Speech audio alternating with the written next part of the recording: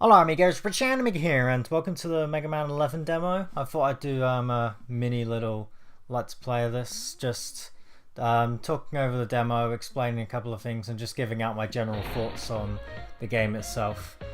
This is my first time that I've played through the whole demo, but I have had practice beforehand. Of course, you got loads of different difficulties and there's explanations for these new abilities in the game. I'll explain them as well. If you've never played a Mega Man game before, then obviously I just recommend going on easier difficulties. I've played a lot of the other Mega Man games, so I'm starting off on normal, which is the hardest difficulty that they give you for this game. However, there's a harder mode that will be in the full game. So the new abilities for this game is you can press the L button and you can you press the L button and you can power yourself up. So it makes your shots a lot stronger. If you charge them up, then they're even more stronger. And the R button lets you slow down time, and that makes it so you can get a lot more shots in on enemies, and it also makes it easier to avoid obstacles in this game. The power-ups themselves are actually quite useful. You don't have to use them if you don't want to, but it makes some sections a lot easier. But it doesn't make the game too easy at the same time. Like, playing this on normal modes, again, I don't know how this scales up with the other difficulties, but playing this on normal modes, the game still felt fairly challenging, because, you know, Mega Man games always were challenging. These rolling enemies, I recommend using the electric ability. The other power-up that I didn't talk about is if you have low health and you press both the L and R buttons together, then it will use both of the power upgrade and the speed upgrade. So you can slow down time and you can hit a lot harder at the same time. If you use it and then use an E-Tank on top of it, you still keep it. You only need to activate it at low health, so you can continue using it at higher amounts of health, which is pretty cool. If you also, when you use the powers, you only have a certain amount of time you can use them, otherwise you'll overheat and you won't be able to use them for a certain amount of time. So it's recommended that once you're about to run out of fuel for them, you just press the button again to deactivate it. These sections here is actually, it might be kind of useful if you want to use the one that lets you slow down. But obviously you don't have to, it just makes it easier. Of course, like all Mega Man games, you jump, you shoot, you can charge up your Buster, you can slide, and you can call in Rush as well, which is pretty cool. Now, I really like the music in this level, and it actually got stuck in my head pretty quickly, to be honest. And the controls are really tight. Like, I really dig the controls. They are really good. It doesn't like feel bad at all, really. There is a little bit of knockback, but what I've noticed is it won't always push you off the edge. Sometimes it will. It depends on how close to the edge you are, but there's a lot of times where you get knocked back because of an enemy, but it will make you stick to the edge of the platform as opposed to pushing you off. Now with these enemies, I recommend using the slowdown ability. This particular one, I will always seem to wait for the first 2 cycles to finish and then start attacking him, because he always puts himself on the side for the 3rd and 4th phase for whatever reason. And it's a lot easier shooting him when you're not on the conveyor belt, because the conveyor belt just makes you move all the time. Even if time's slowed down, it still moves just a bit slower. That would be a bit of a pain. Right here I'm just waiting for my power to recharge, because there's going to be an enemy here and he's going to run away with an extra life icon, and if you use the power to slow down time, it's a lot easier to kill him. As far as I'm aware, that might be like the only way to get him. You might be able to get him with the powered up shot, to be fair. I never tried it.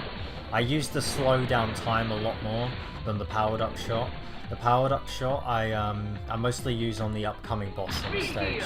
It makes the upcoming boss a lot easier, because admittedly I had quite a bit of trouble with the boss in this stage.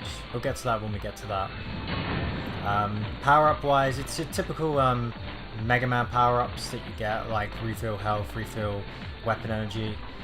You've also got these cogs which make it so if you overheat and stuff, it recharges it all back to what it originally was. So you can use your power and your speed abilities. In terms of the robot master weapons, I quite like both of them.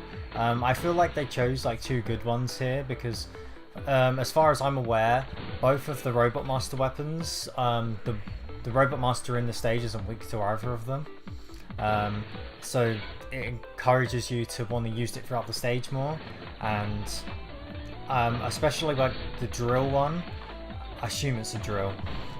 You can, as you can see, I did with the energy tank a while back, is flew across, kind of like what I just did there, you know.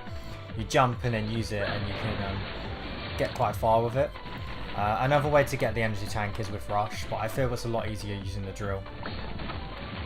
Now I'm not quite sure how to get that guy yet. I try slowing down time, but it's quite far away, so I never managed to get it. And now, got both of these doors here, so typical Mega Man tradition, we're going to be fighting the boss.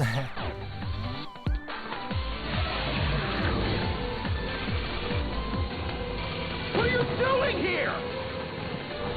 He'll drop you like a ton of brick! Now, of course, there is a couple of lines in this game. Mega Man has his own dialogue in this game that he says when he uses certain powers, and obviously the Robot Master just takes on as well. So this first phase is really easy. All you got to do is avoid the blocks. If you keep shooting him, then he will jump towards you, so you just move towards him and you'll go under him.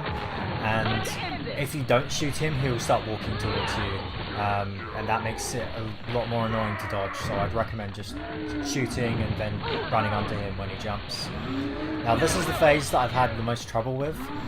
So the best way to get rid of his health quickly is use the power charge and then hold the buster down to charge it up, and then when you let it go, he fires two really powerful shots, and that's in my opinion the quickest way to beat this boss.